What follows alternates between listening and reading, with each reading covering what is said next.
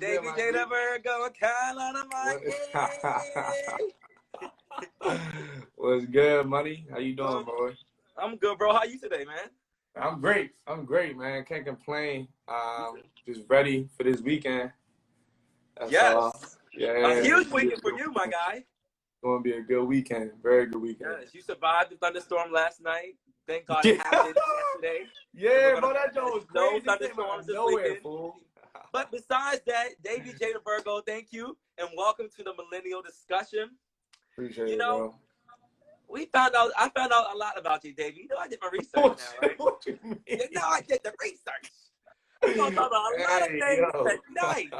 As everyone knows Davy J as the host and everything, but I want to talk about now Davy J, the athlete. Before all the entertainment and everything, I know Davy J, you play basketball.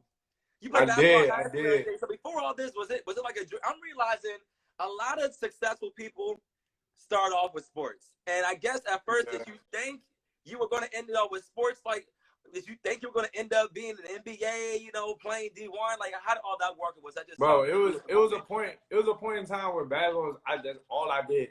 Literally all I did was hoop. Like, I mean, it was like almost anything else. Like, I put a lot of passion, I put a lot of work into it. There was a point where I thought I'd be playing basketball for the rest of my life, to be completely honest. But, the way things work out sometimes, it doesn't. And, after basketball, I had to pivot into something else. It was a very, once I realized everybody has that moment in basketball when it's like, all right, we here. This is all we reaching right here. All right, that's a wrap, coach. Right here. And like my plateau when I was 21, I hit my like, okay, this is what it is. And yeah, man, like it was definitely a humbling moment. It was definitely a moment where I did not know what the hell I was about to do with the rest of my life. I think we all have been there before with something. And yeah, it was one of those type things. But yeah, I definitely hooped my whole life, like literally my whole life. What would you say will be the humbling moment about that, though? I think what happens is when you do hoop or you do play a sport, at the school you're at or wherever you do it it comes with a certain amount of attention. It comes with a certain amount of love. It comes with a certain amount of, I guess, like privileges. And once you lose that privilege and lose that, walking around with the sweatpants and the sweatshirt and, being able to do all that, it kind of just brings you back down to like, dang, I'm a regular student in this class now. Damn, like, how am I supposed to, do I still get the answers to the test? Like, what's next? Y'all still gonna give me the answers? If I don't got the jersey on, no. Okay, so I gotta study. Fuck, like I mean, that's you were the guy. You was it prom king? I mean, you definitely had a lot of attention. I was. You were prom king. The girls love Davy J. I was. Yo, dude, been on my Facebook. You found my Facebook. Oh, you already know. I was scrolling. So now we're gonna move on to the next chapter, which was Davy J, the model. So, Davy J, you had your modeling days. You already know we digging into it. Hey, yo. Yes, this is going to be a humbling experience today with Kyle. I wasn't ready for this. So, Davy J, the model. So, you're really into the modeling and everything. So, you got a lot of attention from me. We saw you. I mean, you were a model for, was it Abercrombie and Fitch? Abercrombie and Fitch had a whole They saw Davy posted outside with the abs. I mean, talk to us. So, when they went from athlete to modeling, did you think, modeling was going to be a career you were going to pursue, or was it just like a fun thing? I think I just missed that attention that it brought, man. Like, I just missed that spotlight feel, and modeling kind of brought that back temporarily. So that's kind of how I dove into it. I was already kind of cut up. I was built. I thought I had the look. So, that's what I kind of slithered my way into, that's trying to slither. But yeah, I mean, the modeling joint, it had its days, yo. But I think that helped me get confidence in front of like a camera and taught me how to pose certain ways. And there is no wasted time. There is no thing is a wasted time. So everything that you do and you put forth effort into comes back full circle. So the modeling helped me not be camera shy. The modeling helped me push me into, you know, being way more confident in talking and doing all the stuff I do now. I mean, we definitely see in the True Religion videos you be posting. Davy J definitely got it together. I mean, yeah, I pull back look, I'm like, okay. I pull back out. So see, now I know you have some experience from the jump. Yeah. That's something I was doing a while back. Yeah. But yeah, I mean, after that, I mean, it's just like anything else, like the modeling stuff. You realize how deep it could get and, you know, what it really takes to make it in that. And I was like, I'd rather go to school, you know, and try to figure something else out. But yeah, it was a time when I just wanted to model too. Now we can get into Davy J the singer. Davy J was also in a boys group where they traveled. No, I was not. I was like, what was this? You're like, hold on, which Davy J is it? People like, wait, hold on, what all did Davy J do? I'm playing. Davy J was not in a singing group, but hey, I wish. Yo, that's you, bro. That's you. You the singer. You know, we can try some. You never know what can happen. It could be a singer. You know, I can write. You can sing. We can, you know what I'm saying? We can move like that. I don't know. But it's not about me. It's about you. So now we're going to get into Davy J, the undergrad. All right? So before we talk about everything, Davy J, can you explain your talent and experience in 3 words? Talent and experience in 3 words? I think refreshing. I would say challenging, and I would say rewarding. Those are definitely three big words that describe, you know, the undergrad experience for sure. Yeah, and I definitely believe that undergrad experience is like that humbling experience also, and also that growth and that growing experience too. When we look back now into what we did in our undergrad, it's like all the things we did, to all the steps we took and all the risks we took as well to mold us into the people we are today.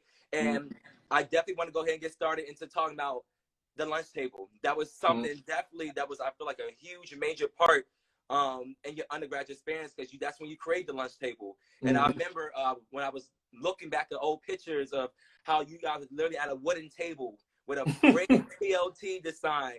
That's like the humble beginnings. When you think about that, explain to us what came into your mind when you wanted to, you know, start the lunch table. Why call it the lunch table, and you know what got you into actually getting into media?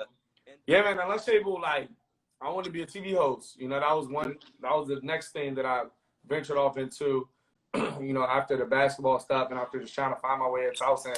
I really wanted to be a TV host, and there were no TV host jobs. Like, I mean, just as you know, like, it's very hard trying to find an entertainment media position.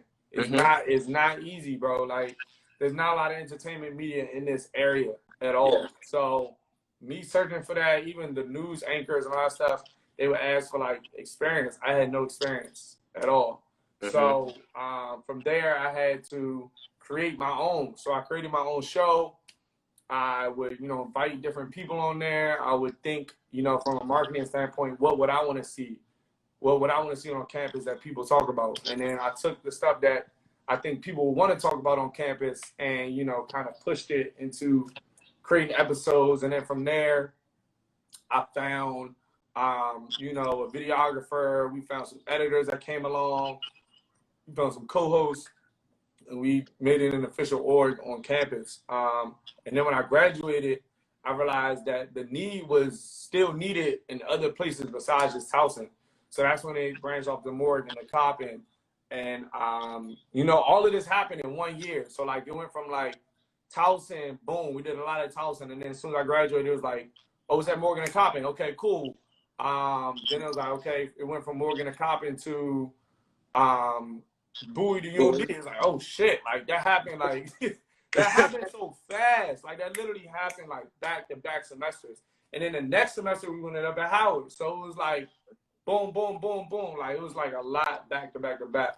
So, but the need was there, man. Like, I mean, just like, you know, like you saw it yourself, the need for media and the need for people being able to have a platform to express themselves and grow a hosting reel, you know, all of that kind of stuff is why I wanted to spread it to other places and other campuses. No, definitely. And I would say, I'm trying to figure, the day I first met you, I was just, I don't know, was on the promenade or I was in the pub at Bowie. And You I were at the saw you pub. walking I past. remember you. I remember, We were in yeah, the you was in pub, the pub. and I saw you with the TL T-shirt because it was like growing. And I was like, I remember seeing that, you know. And we introduced ourselves to each other. I talked about how, you know, I wanted to do things with media, but you know, and the DMV is really not much around. So the platform you definitely created, like you said, definitely it's a platform that can help a lot of people get everything together. So when they do go out here in this real doggy dog world, when people have all this experience and went to these elite schools and done these major projects,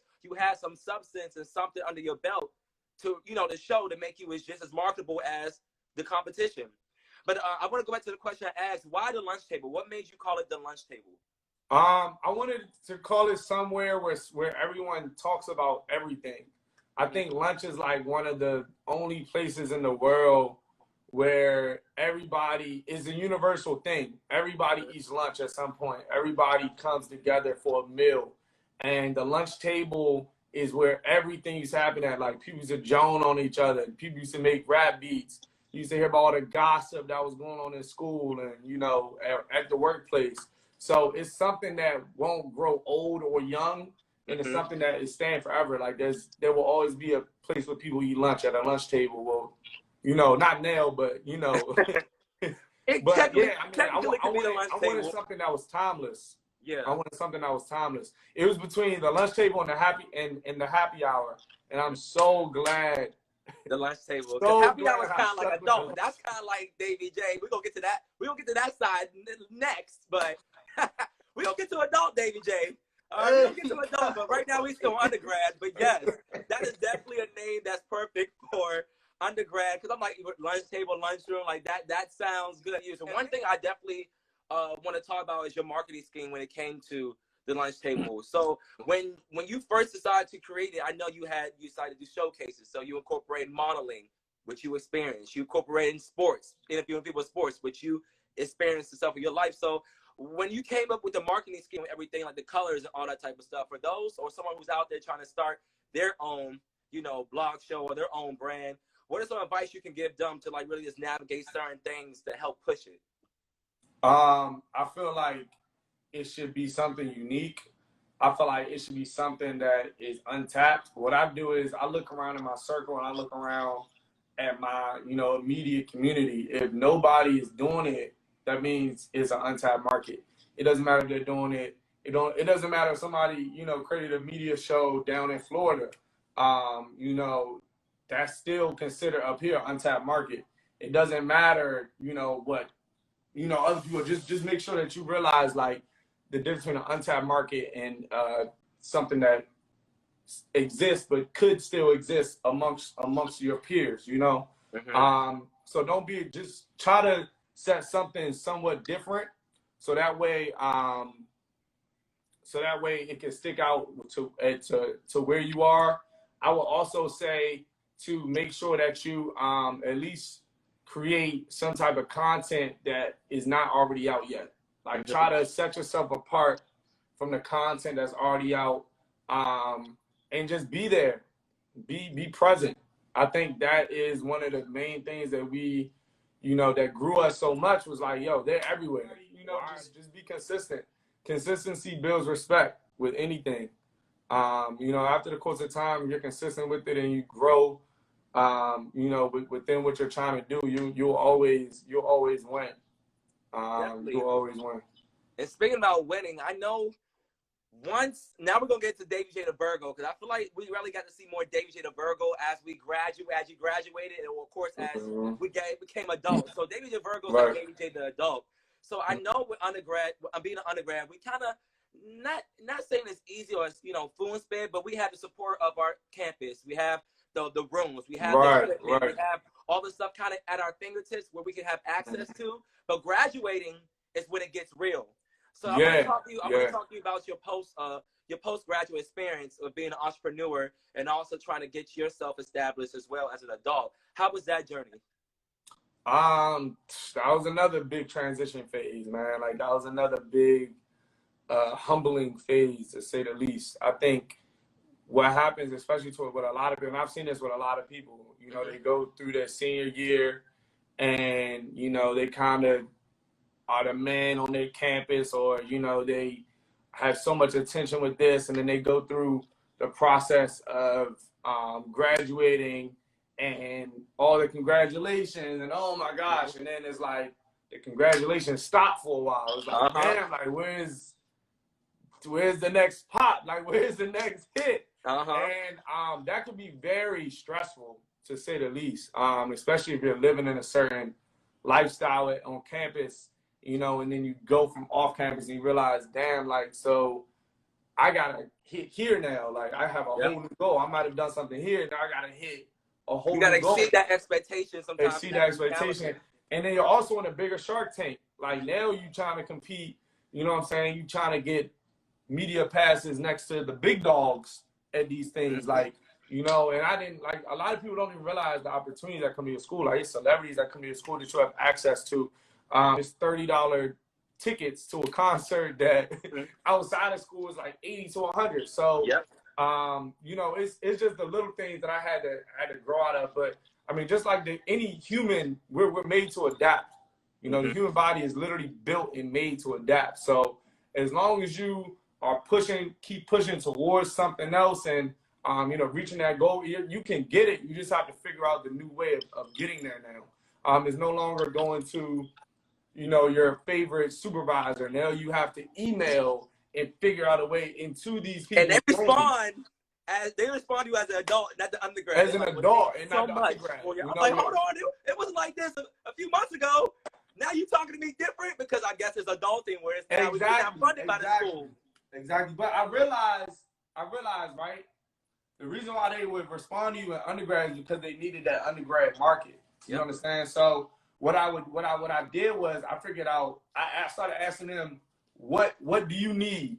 Do you need the college market? Do you need, you know, people that do this? Do you need this? Do you need that? And I would say, this is what I can offer. This is what we can do. Can you do this? And, you know, responses started getting different. You know, it can't always be a take situation.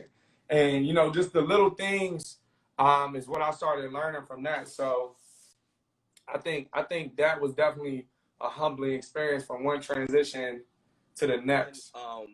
LLCs, because people definitely ask that, okay, so when you graduate, when you knew this was your business, did you go right into creating an LLC, or that took time? So I was talking to people about like what the difference between the LLC and the sole proprietorship was.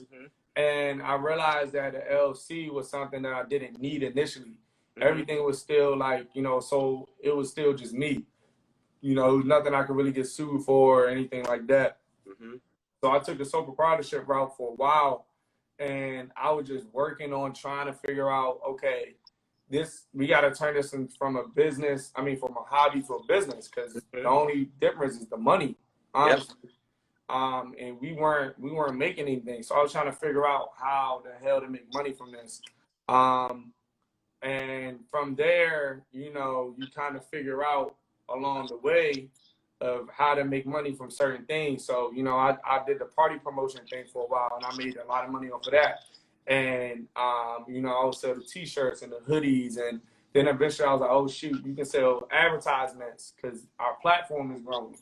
So, you know, after that, I started learning. But, of course, it wasn't enough to live off of. I could eat, but it wasn't enough to live. So, you know, from there, you know, you find the job and you figure out how it can fund your dreams and what you're really trying to do. So, you know, that's pretty much how that went from the LLC. And eventually I did LLC it so we can hire people. We can actually, because I knew we had to expand. There's no way, sometimes as an entrepreneur, you do so much by yourself. You realize the only way to grow is to expand and put, you know, responsibility and time into others. So that's really what, you know, our goal is now, is trying to expand and, you know, just expand the brand. What's the word I was looking for? Delegate. That's the word I'm looking for. To delegate. You gotta delegate the responsibility, or else there's no way you're gonna really grow or expand to what you need to. Did you know the lunch table was expanding once you started getting into award shows? Because I know you started working the BET red carpet.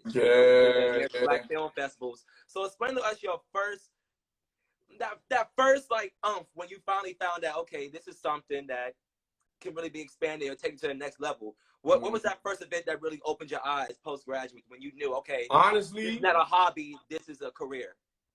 Honestly, I feel like the American Black Film Festival. Yes. And I mean, you were there. That was a crazy time, great man. experience. Like, that was my first red carpet as the lunch table. And you know, Ebon, you know, gave us that blessing, and when they called us, we were there early. Like people don't see the waiting time. We were sitting there in the heat, waiting to see if we were going to get called for the red carpet, and you know, out of nowhere, you get thrown in, and it's game time. You know, it was like we didn't really have time to prep as much as we wanted to, but we were there. You know, we represented who we were, and we had our gear on, and we had our microphones, and that was a very proud moment in my career and in the lunch table's career. So, you know, that I think that moment with the, you know, a lot of other moments as well made me realize, you know, this is something that we can do. This could happen. And sometimes God will show you certain things, certain ways, as long as you don't give up on them, and you know, you show that you're worthy of these blessings. Sometimes you will get, you know, God will just be like, you know what? Let me just go ahead and give the blessings of this coming your way. Little blessing right there, and put you where you need to be to give you that encouragement. Because a lot of people, you know, sometimes they work and they don't see the results, or you know, they don't even understand how far along they are until they hit like a certain milestone. And you know, the give up mark from that portion is so high because you're working, and if you don't see it, it's hard, man. It's hard. Like it takes a certain kind of individual to get that. So I think with that was my milestone point where like, okay, this work is actually paying off. All the connections are paying off. All the work is paying off. And I mean, it was just a really big moment. I mean, y'all probably didn't see it, but I cried, bro. I cried. I took my time walking in. I let y'all walk in. I cried, bro. Like, it was something, you know, it was like a really big deal for me. You know, a really big deal. So, yeah, that was definitely like my wild moment with TLT. No, that, and I can just say, if I've said it, but I just want to say again, I just want to thank you for even giving me that experience, because even as that was my postgraduate year, I think it was right after that was my postgraduate year, 2018, and you gave me the opportunity to go. You know, we went all the way to Florida. I was like, we're going to Florida? Like, I mean, come on, you ready? And like, it literally happened in the spirit of the moment. But you know, like you're saying, like when this industry is so fast paced, and when you feel like it's your calling, and you feel like God is giving and presenting you something, you got to take it. So I want to thank you for that experience. Because like we said, that experience was amazing. We get the first ever Superfly premiere. Lunch table was huge. Me and you were just doing interviews left and right. It was Rick Ross, G Herbo, and the cool thing about it, when I look back at that footage, was we were definitely talking to a lot of artists who are behind the scenes who are now popping today. Like when I saw a lot of I was like, yo, that's Lil Baby. Oh, that's like literally, they were literally just artists in the background. If you go back and look, if you go back and look, there's a lot of underground artists who were underground artists back then. When we look at them now, it's like, yo, Davy. It's crazy. It's crazy, man. It's crazy. So we were there with our humbling experience, and they were also there with their humbling experience on their first red carpets. Like we got to talk, the director of Black Panther. We had to sit down in an interview and talk to him about his experience behind the scenes. Huge. That was huge. All the moments, and we had the crazy moments. We had our arguments, we had our fights, we had everything. But I think bro, it's close as a family, and it also grew the lunch table as well with all the hard work you put in. And like you said, it just expanded from BET Awards, you know. And I want to talk about one moment that in your life with the lunch table that you talk about all the time when we talk, and that was meeting Terrence J. And I know that's someone you definitely that was huge, look up to. So explain to us that moment when you got the chance to actually meet Terrence J, because you worked with BET, and then you're like, I want to meet Terrence, and then boom, you worked hard, you networked, you were able to be at a that joint was crazy. So that joint was crazy. So the whole time I was there, I was like, man, I'm not starstruck for nobody. I don't care who I meet. I mean, the only person I'd probably be like somewhat like starstruck is Terrence J, but like I doubt I run into Terrence. You know what I'm saying? I doubt that. And you know, we were at an Interscope party, Party was great. They had free drinks. That was the first time I'd ever been to a party like that, man. We were in LA. The weather was good. It was like an open door kind of thing. Like you feel like the vibe. They had the food. We grabbed the food and like you were living the life. And yo, I was in LA. Like, oh, hey, like you know, ASAP Rocky and the Rocky game was there. When I first got on the red carpet, you know, I was just trying to take pictures on my phone, and I felt this big hand push me. And I was like, hey, big brother, you know what I'm saying? Like, come on, like, whoa, hold on now. I look back. I look. we made it. We made it. We're here. Lunch table. Hey, brother. Hey, all right. And it was Beyonce's mom that was coming by me. Come on, that's what I got. It was Beyonce's mom and her. I think her step. I don't think that was Matthew at that time. Yeah, it wasn't Matthew for sure. But it was. He was gone. But nah, it was them. I was like, oh shoot, that's Beyonce's mom. Like, I'm in the same party as Beyonce's mom, bro. Like, what the hell? So I don't know. It was crazy. And then when I seen Terrence, I was like, oh shit, that's Terrence J. Like, he's right there. I told my friend Diamond that helped me, you know what I'm saying, get in, and I was like, yo, that's Terrence J. Like, she was like, oh, that's the dude. Yeah, like, yeah, that's Terrence. Like, she just said, like, that's Terrence. Yeah. I was like, all right, bet. Like, hold my phone. I'm gonna try to get a quick picture. Just hold my phone. Mind you, like, nobody else in this party is asking for photos. They like, we made it. We around celebrities. Like, they don't do that. So, like, I really had to step out of my comfort zone to get that picture. We thought of modeling Davy J. Like, okay, it's my time. Then we step out my comfort zone. I went to sales. I went to sales mode, Davy J. Come on, little 92 so I went to sales mode. So, you know, I took the picture with him, and like when I went up to him, I was like, oh my gosh, man, like, you know, you mean so much to me in the industry and blah blah blah. I was just pouring my heart out. He was like, yeah, hey, yeah, cool. And he like pointed to the picture, like, can we take this? I was like, oh yeah, the picture, yeah. I took the picture, and then like that was it. He's like, hey, have a good night, man. I was like, yeah.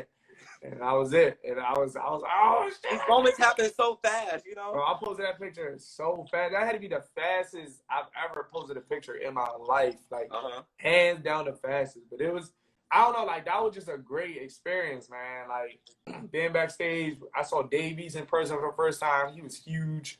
I had no idea he was that tall. I got to see, you know, Rodney Rakai firsthand doing interviews with people and how smooth he was and how he's a host here for the Wizards and everything. With I know. He's a beast, but I didn't know he was that smooth, you know. And then I did more research on him after a while, and I realized how smooth Rodney Rakai was. And you know, he was doing interviews as soon as people got off stage. He was doing interviews with them, and I was like, "Yo, how do you know that?" And he was like, "I mean, you get the sheet who's on, so you know you kind of memorize the questions and blah blah blah." He had no mess ups. Like, I was like, damn, like, and it made me think, right? I don't know if I would have been ready at that particular time to take the spot that he had, and it made me like re-humble back to my humble spot. But I got to see how far I was from where I wanted to be. So when I got home, you know, that day from the thing, I was practicing. I was like, damn, I need to practice, like, blah blah blah. So it really motivated me more and more to kind of get to where I am now, to the point where I can do interviews and, you know, not stutter from doing them, and I can think of questions on spot, and I, you know, can really go. Who's next, right? You know, with interviews. Yeah, who's next? Like, yeah. So I think that was just an amazing thing. But a lot of people need to see. I think a lot of people in media need to see, like, how professional and clean it really is on that side, you know. So and that's what I said, with you creating this platform with the lunch table and everything, that's definitely going to help people get to that next level. Because, like you said, we see everybody like, oh, I need to be doing this, I need to be do that. But these experiences help us see, like, okay, nah, this is the real deal. Like, especially when we get that red carpet. There were some people on there, like, they said, okay, next is the executive producer. And, like, to us, it's like, oh, okay. But down there, he was that guy. So quickly on Google, and we like, all right, Yeah. this interview. I hit that interview. It was like really fast paced, and it got us equipped, and our juices flowing. So when we know like the next big event, the next big carpet we going to, because we hit several carpets. Oh yeah, bro. It was like boom. Karuchi was the next day. I mean, you know what I'm saying? Karuchi, we chased her down, boy. Yes. You're like Karuchi. I'm like, hold on. Like they thought like, and that's the thing. You gotta have that drive, and in this industry. Yeah. Yes, no, take no, but you can't take no as an answer for real. Like, keep trying to you. That's all my. And we both know that you can't take no for answer. We would not be where we are today if we just took every no. It was like, all right, I'm just. You gotta finesse the way or find a way. Yeah. Like literally, that's one thing we definitely did down there, and one thing you've been doing is find a way, finessing way, and following your aspiration and following God's footsteps. But now I want to transition to more footsteps and milestones you've taken in your career, which I kind of respected. Was now we're going to get into Davy J, the DJ. So you taught yourself how to DJ, correct? No, hell no. I did not teach myself. So what made you want to get into like the DJing field? Because when I literally say you are a triple threat in this entertainment industry, from content creator, hosting, DJing, like. What decided to take the next step and like, let me go ahead and let's try out DJing? So I realized like in the party scene, I started learning the behind the scenes of the party scene and all of that as well. And I love, the hosting aspect. It kind of goes right back to that, trying to be pushed in front. Like I love being the center of attention. And I know at a time of age, age of time, like, when you are younger, that's kind of like a flaw. Like, oh, they're always trying to be the center of attention. They always trying to do something in front of people, but that might be somebody's talent. That might be somebody's true, thing that they do. And, I found that on the party scene then too, because I was started hosting events, and I like learned how to use my voice from hosting events to hosting parties. And then from the parties, that adrenaline rush that I would get from stopping the crowd and saying something and rocking that joint, and then like saying certain things just to give people fun. You know what I'm saying? Just to give people their fun and pushing out that good energy as well. Like, you said what? I said, and also pushing out that good energy as well. Pushing out that good energy as well was amazing. So I loved it, but hosting at the time didn't pay anything crazy, you know what I'm saying? So it was one night I was at club downtown. I'll never forget. I had just hosted at Quick's Club. I had just hosted from like 11 to 1:30. Woo. And I had got, I think, like $75, but I had been there since like 10:30. I was the young boy on the host scene. It was just the fresh out of college guy. It was just whatever.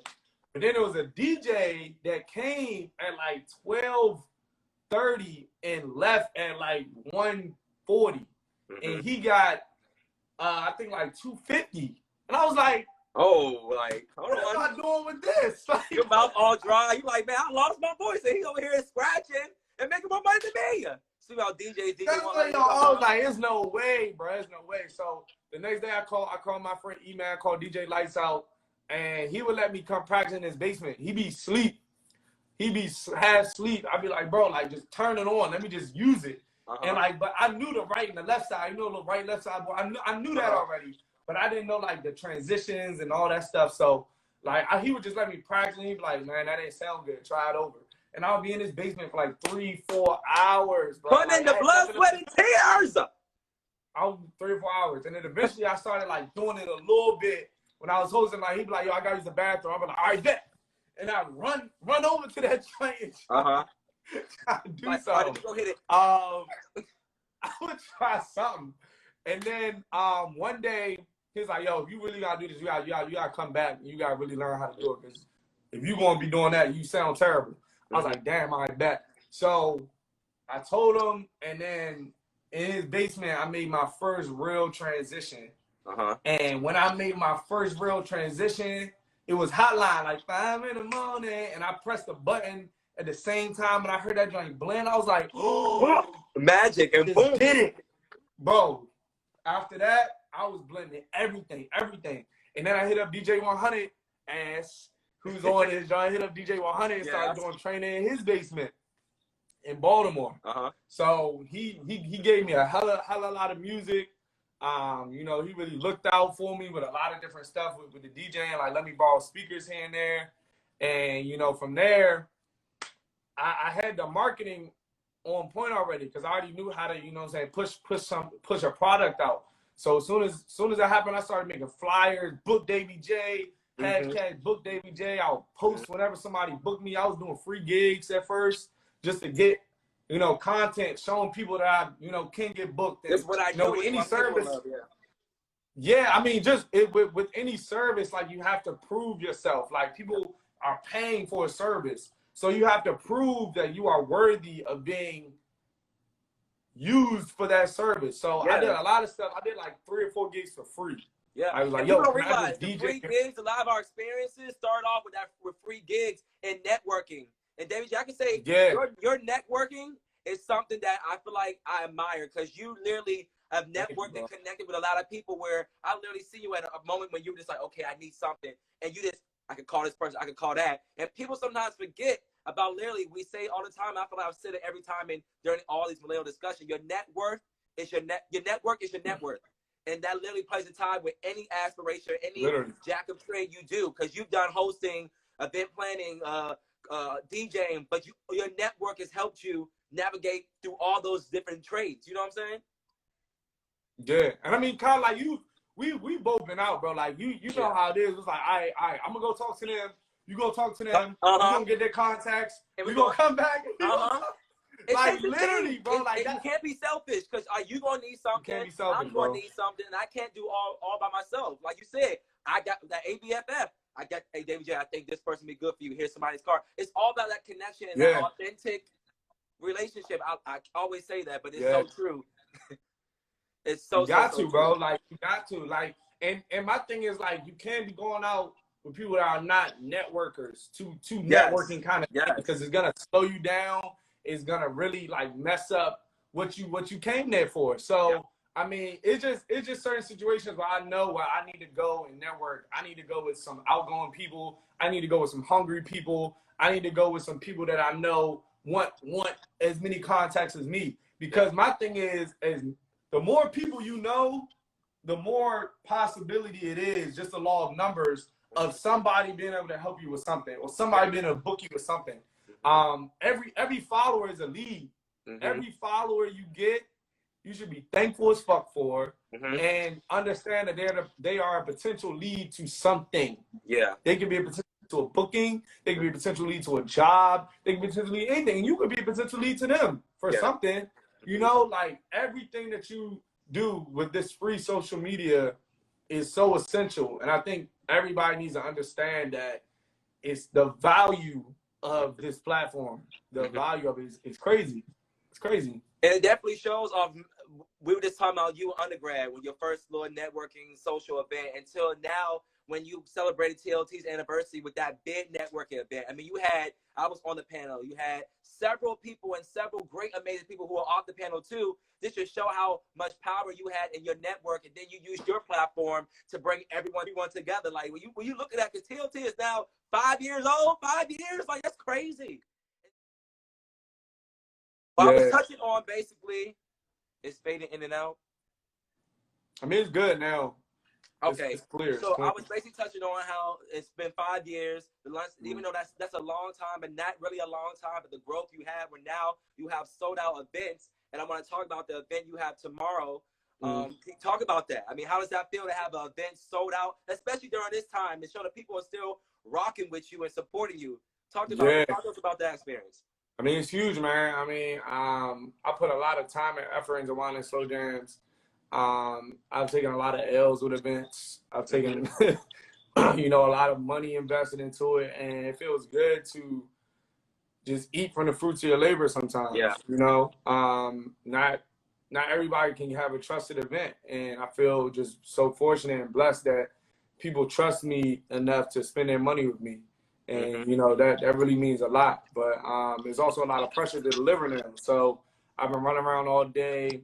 Me and the team have been putting together some stuff last minute stuff, some stuff that we've been, trying to prep for. So, it's just a beautiful thing for people to be able to trust you with their money. So I'm very excited about that. And the weather came out great. I was kind of nervous about the weather, but we got 2 back-to-back days. What's up, Toast? 2 back-to-back days. What's good, Toast? My God. 2 back-to-back days. So I mean, it's gonna be great, man. But I feel like events now is like, it's a science to it. Once you get the science down for events and you kind of find your pocket and what you want to do, you can do almost anything you want. And I think the thing that I liked about, I remember when you were first starting events and how it's grown, it's the quality of them too. Just even from that networking event, it's people throw events, and I feel like what gets people to keep coming back is the quality of the event. The quality, when you did have it, when you had the Wine&SlowJams at the over there in DC at the club, you had food, you had drinks. It wasn't just like you come in, you party, and I said you offered things. It was cold outside. You had outside heating. You really catered to a lot of people's needs, which we respected. And like you said, this is the fruits of, you're now enjoying the fruits of your labor, all the hard work, all the money, all the time, all the mess ups, all the ups and downs are now coming together where it's becoming a successful event, where now in a pandemic, a time like this where things are kind of stopped, you've been able to build that platform and help you to be consistent with the crazy times that are going on right now. Because we know Davy J, you already have the looks, you already have the smartness, you already have, you know what I'm saying? People like to see it. And I want to ask this question before I forget about the looks. You decided to do a huge I would say change at a young age, and that was going bald. And I never asked you, what made you decide to just go ahead and shave it off, just cut it all off, just sneer it all off? A lot of people don't know this, but I have, it's called hemochromatosis. Okay. So it's something where your hair doesn't grow as strong, your nails don't grow strong. I take a lot of vitamin D pills. Yeah. But I was born, my whole hair was blonde when I was born. So I kind of knew, the doctor had already told me, like, I kind of knew that I was gonna be bald sooner than normal. So I used to have the blonde patches in my head and everything, like, girls, oh, it's so cute, but I knew in the back of my mind, like, them shit's gonna be gone eventually. Yeah. So when I was 21, like, I saw the hairline growing back, and honestly, I was like super insecure about it at first. Like, it hurt. It hurt because, I mean, all my friends had waves, all my friends, and for me, I'm really, and almost into like I was like, you care about your appearance, you want to look a certain way, you want to uphold a certain look. So when I saw it coming, I tried to take all the vitamin D pills I could. I tried to, do all I could, but at the end of the day, I was like, you know what, this is who I am, this is who I'm about to be. Shave that joint off, and people's reactions was like crazy. Like, oh my gosh, you look good, and I was like, oh, for real? Like, I was like, thank God. Like, thank God. Back to Davy J the model. We're back. And just like that, we're back. But yeah, I mean, it's a part of me now. Like, I did have the thought, a couple times to get the surgery to get it, like redone and all that stuff. It's a good look for you now. And then they defines you as Davy J the Virgo. I mean, it's part of the brand now. You get the beard, and we all get the waves, but we naked in the face. So you got something that we all don't have. So I guess it's a win for win. Yeah, appreciate it, man. But yeah, it's like a it's definitely a part of the brand now. It's definitely part of the brand, definitely. But we only have 9 minutes left. I wish we could be on forever, but it's now time to get into the main topic of the hour. Baby, we're gonna lead to now Davy J the dad. Davy J, you're now about to be a father. I mean, you have about 18 siblings, right? Yeah. So you're already a family man. You have 8 siblings, all by the same mom. Can we clap it up for that? 8 siblings by the same mom. Same mom, same dad. Yep, same mom, same dad. Woo! So, explain to us how it is right now, knowing that you're about to be a girl dad out of everything. I know you probably was expecting a guy, but I know you're happy with whatever God blesses you with. But be a dad, explain that, because when I saw it, I knew, and then when you posted, I was like, oh, This is serious. So explain to us that moment and find out now I'm Davy J, the dad. Honestly, it was one of the most. It was just, you just never think something would happen to you. You like, this would never happen to me. You know what I'm saying? Like, I think that is one of the biggest things that always just smacks you in the face. Yeah. It's like, damn, I'm really about to have a kid, man. And the fact that just like, I can breed a human into the world and I'm going to be responsible for a human being is beautiful. It's really a beautiful thing. Of course, it's nerve-wracking. Of course, you're not ready. Of course, you got other things going on. But my mom said it when I was interviewing her, and I was like, wow. She said one of the most beautiful and most important things you do in life is, raising another God-fearing human being in the world. And I was like, damn. That's real. So I feel like it's my responsibility. Thank you, man. Thank you. Yes. I feel like it's my responsibility now to be the best dad I can be. Be there for my daughter and just be the dad. It's like it's like super grind time now. Yeah. Like, the grind is like it doesn't stop now. It's like and it's fuel, it's ammo to keep you pushing and keeping you going. Because nothing happens for no reason. You know what I'm saying? All this happened in God's order and God's steps, and this was just the next chapter in your life that God has prepared you for. You've got your brand, you've grown your brand. It's going great, sold out events, and now it's time to bring the family man, Davy J. Because like I said before, you have 8 siblings, so you're used to being the big brother and babysitting and nurturing. Yeah, bro. Yeah, I don't know. Like having your own though is just different, man. Like I'm not gonna hold you. I wanted a boy so bad. I was like, I gotta have a boy. I gotta have like a Davy J Jr. The God said JR. And then when I twisted the jump, I was like, like that joint, like it took a little. But you thought it was gonna be like the pink, it didn't turn blue. He's like, wait, no. And then when your mom and your girls start, pushing out the colors, you're like, oh wait, it's pink. Planet Fitness membership starts tonight. Yeah. Gold's Gym membership starts tonight. I'm in the gym. Bro, it was crazy. I mean, I'm still happy though, nonetheless. But definitely. I mean, it was definitely like a wow. And I think anybody, when they get in this position and you're about to have a kid, I think the best thing you can do is don't put pressure on the girl. Yeah. I mean, I might even make a video on this, honestly. You can't put pressure on the girl, man. Like, it's not your body.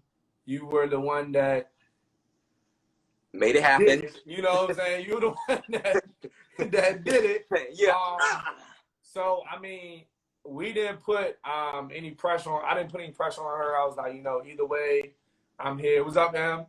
I said, either way, I'm here. Whatever decision we want to go into, I'm here 1,000%. And the day came where we could have went, the other direction. Yeah. And I prayed the night before, and she was kind of crying. She was all kind of just skeptical about it. We were like, dang, are we really about to do this? And then I was like, just go back to sleep. Just go back. She was like, but I was like, just go back to sleep.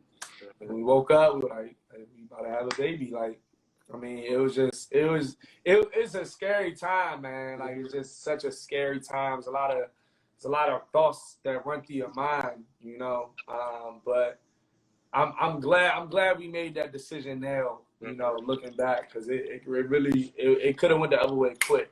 But I'm really glad that we stuck it out and we made the decision to keep little Amila. That's her name. Oh, Amila, it's all right. Yeah. Little Amila. You heard the name here first, I hope. You heard the name, yeah.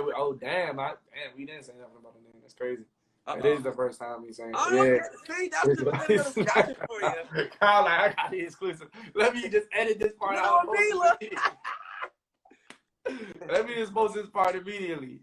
But nah, man, yeah, it's exciting. It's exciting. It's exciting. I want to say, man, after seeing the growth of meeting you, my postgraduate year, well, my senior year, postgraduate year at Bowie, it is seeing all your success that you've gone through so far, and just now seeing you as like to the person you are now. I just want to say I'm proud of you. Again, I want to thank you because you've definitely helped me a lot with, you know, branching out in my career, with getting things together with red carpets and, you know, filming. A lot of people definitely, you know, get all these. That's my mom right there. Hey, mama. Oh, thank you. Definitely, we've done all these things and we've become successful, but one thing we can't forget about is our past and our humble beginnings. And I can say that I was glad to have my humble beginnings with you at the lunch table, and definitely see your growth now. The time is about to run out, but I just want to say thank you again, bro, so much. I'm by your side. Anything you need, bro, I'm only a call away. I wish you nothing but 10 times more success. The lunch table is going to grow. Like I say in every interview, we're going to manifest it, and we're going to make sure, that everything's going to happen in your favor. Man. Yeah. Bro, I'm just really happy for you, bro, and I wish you nothing but the best, and I appreciate you taking your time out to be here and be on the discussion, bro. Thanks for having me. Thanks for having me, bro. Appreciate you, man. Appreciate it. All right.